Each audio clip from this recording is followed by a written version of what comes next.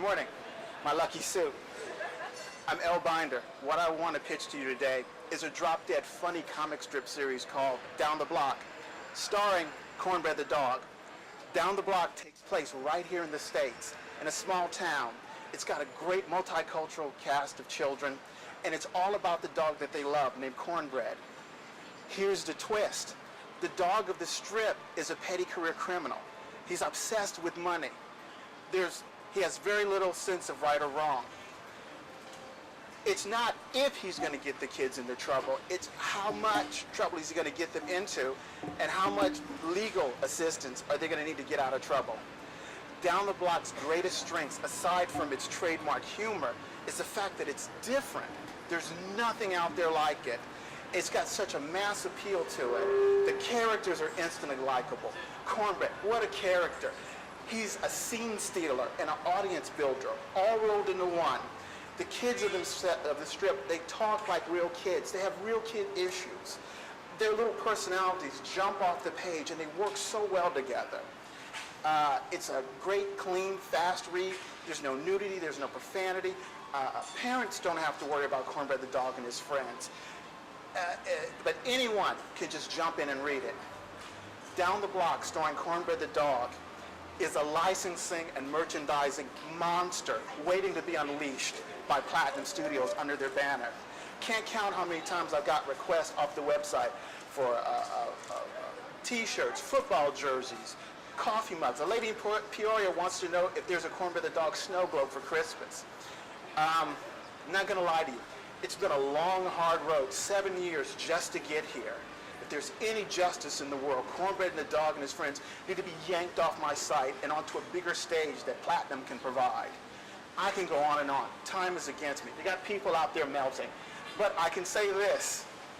If you just want to laugh, if you're bored, you just want to escape for 5 minutes, the newest, most funniest group of friends you'll ever meet are waiting to entertain you. All I can say is this.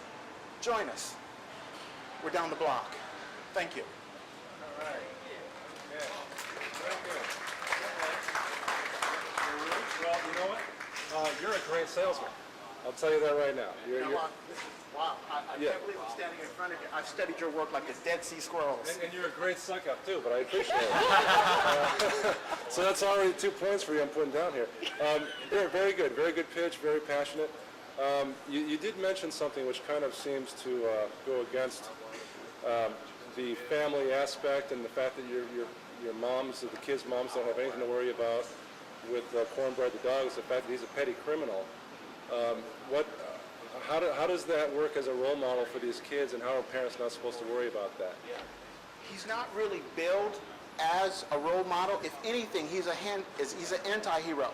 Think about it. He's so three-dimensional. He could be both hero and villain in the same strip. The response I've gotten to it has been nothing but positive. You know, it's like... Play off the fact that he's a criminal and they do the right thing? Like, what's that dynamic? And do they learn from what happens? It's more like... It's actually a spoof on our legal system. There's like a little subculture running around it. Some of the biggest criminals in the world are right here in the States, and they're all wearing suits and ties. They go through the legal system and they don't get any recompense. That's what I was aiming for. The kids managed to be his surrogate conscience, especially Kimmy, the little Chinese girl in the strip. She has the most positive... I'm not quite getting this. First of all, I sort of feel like you should be pitching this to a local newspaper, not to a comic book company. It seems like a comic book strip. Secondly, I always get a little turned off when people are talking about the marketing possibilities of something when really comics and these things are made on stories, and the characters are only going to sell if they're in interesting stories and we really care about a character. And I'm not convinced that I'm ever going to care about a dog that his most outstanding trait is that he's a criminal, that he breaks the law. No, I would actually disagree with you. I think it's pretty cool. I think that as starting as a web comic and then moving into print, I think could make some sense. There is nudity in here, by the way, with the strip you gave us, the dog. But I think you are a good salesman. I think. Holy Christ, you're right. And I think that your being a good salesman does help. I think from what we've seen here is cute. I would certainly, if you were pitching to us and submitting to our company, I would definitely want to read more and see if the jokes sustain on their way through. Can I leave you with just this really quickly? The website is up there. There's no denying the cult hit of it. Don't take it in just its one-page, one-person format. Before you judge me or judge my strip or my work, I'm not being defensive. Give it a chance and read it in its entirety. I know you're busy. You got tons of stuff to do. But win or lose, it's just been an honor being here and meeting so much more creative people. Thank you. After the winners, we'll read it. Thank you, LaRue. Thank you. Appreciate it. Nice job.